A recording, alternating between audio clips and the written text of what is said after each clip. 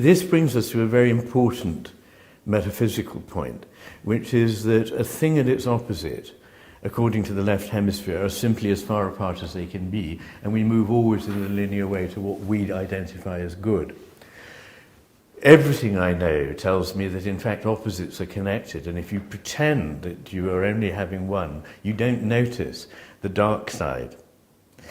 And this is terribly true in psychiatry. It's almost a truism to say that a lot of the work one does as a psychiatrist is helping people to see that there is a good side to what it is that they fear and dislike in themselves, but there is also a dark side to the bits that they pride themselves on, and that you cannot get rid of the dark side. You accept it and work with moving it towards something creative.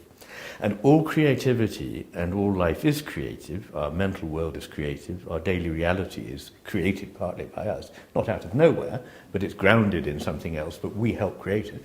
That process depends on opposition. It depends on a degree of resistance, actually. And as soon as you've decided that X, Y, and Z are good, and their opposites are bad, and we must have more and more and more and more of the thing we've decided is good, you end up reaping a whirlwind, because the things you didn't take note of come back and bite you in the bum. There is a need for this resistance. This is a theme that is very important in the book I'm now writing, which is that nothing comes into being or can be without resistance. A simple way of thinking about it is that actually we can't move if it were not for friction. Friction is actually stopping you moving, but actually moving depends on friction. A more sophisticated one is to do with the nature of flow, which is the overarching metaphor of flow as what it is, what the universe is. Heraclitus is saying everything flows. This is brilliant. He didn't say everything changes. He said everything flows, which is a different matter. But anyway, flow produces something very important. It produces irregularities, and it only actually exists if there is a degree of containment. So if there is no containment, water is still and does nothing. It's the containment that causes the flow, and it's obstructions to the flow that cause turbulence. And turbulence is massively creative. All flow in nature is turbulent, or at least almost all flow in nature is turbulent.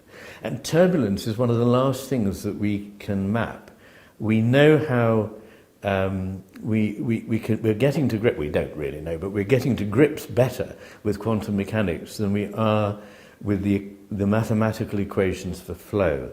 They're so complex, and they're almost infinitely complex, that it is said that we can never actually do it. So they might be an instance of a kind of chaos that is vastly creative, partly because it's the coming together of order with disorder. And I'm always saying we need division and we need union. It's not just that union is marvelous, all is one, and that's the perfectly wise point of view. It's not that everything is separate and distinct and atomistic. We need to bring these two apparently opposite points of view together. We need union and division, but we need, at a meta level, union of them, not the division of them, which is what we now have.